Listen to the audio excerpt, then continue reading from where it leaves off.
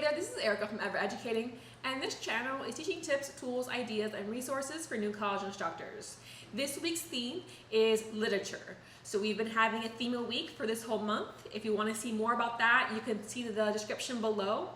But in today's video, I'm talking about basically like how to approach teaching literature or teaching literary analysis specifically. And then on Friday, we'll have 3 different assignments to assign in your course. And again, the handouts for those can be found in the course linked below. But to begin in this video, like I said, so this isn't so much like a tools or resources video like the ones have been in the first 2 weeks. It's more that when you start to teach literary analysis, I recommend starting in this way.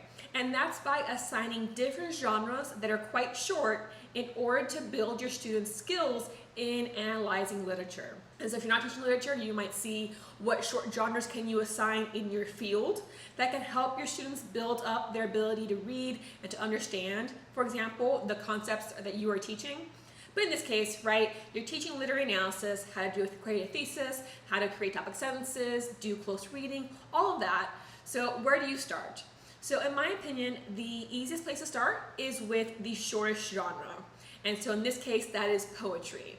Now, of course, poetry can be very confusing, very complicated. So you do want to find poems that are easy to understand, just like conceptually, and also short enough that you have enough material to create a thesis, right, to do some close reading, but not so long that students get lost or students get bored, right, or that there's too much to think about that they have a hard time, like, well, how do I approach my thesis?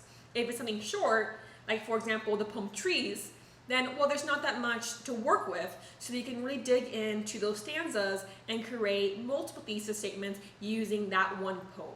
So that's how I recommend getting started, is with poetry. Now moving on from there, I recommend, so these are similar in one way, in a lot of ways, these 2 different examples, but I recommend starting with fairy tales before moving on to short stories. Because yes, you can just go ahead and do in short stories and skip the fairy tale one if you're not teaching, let's say, a children's lit course.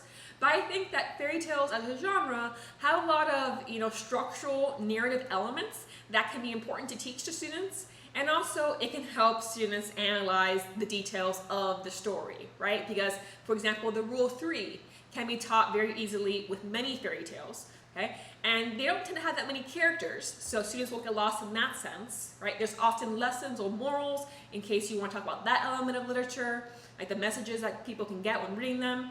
And so in my opinion, having a good fairy tale or 2 to read and analyze is a good next step after the poems. And then you can then transition into short stories.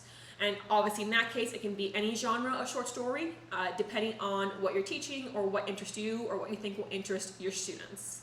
Short stories tend to have a bit more characters oftentimes than fairy tales do, but still, obviously the length is short enough that students can read it pretty quickly and not get too overwhelmed with analyzing that text.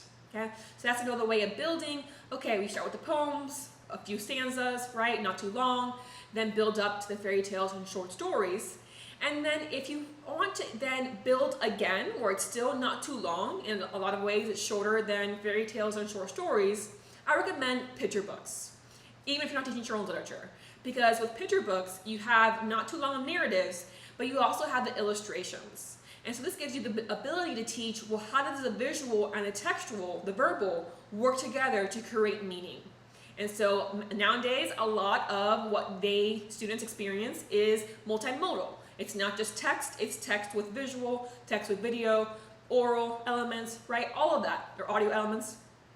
And so by assigning a picture book, you can teach students about visual semiotics in their literature, right? So it's another level of analyzing that I think a lot of students should learn, right, in your literature course. And once again, it's a short reading, right? And there's pictures to help understand what's going on, which I think students can appreciate as well. And then kind of diving into a separate element, but connected to the picture books, is videos, right? So obviously a literary text that's not in written form, but I would still consider videos, right, movies, TV shows, to be narratives in a lot of ways, right? Or they are narratives. They're a different form of literature. And so I think assigning short YouTube videos that maybe they're fairy tales, maybe they're short stories, whatever the case may be, you can have students watch them and again, teach elements of narrative structure, of literary elements in the video form. And I think a lot of students can appreciate watching, TV show episode or a movie, right, more than they appreciate reading novels in a lot of ways. So it can be, again, a way of helping with the visual element of analyzing more than just written words, but also piquing their interest in what you are studying, in applying the literary elements and applying the analysis skills. And of course, from there, you can move on to novels and graphic novels. So it's going to depend on your course, how much time you can devote to this. I teach literature to freshmen, so I actually had the whole first half of the semester is poetry, fairy tales, short stories, and the second half is novels and graphic novels. And then we do one video as well, like one movie as well.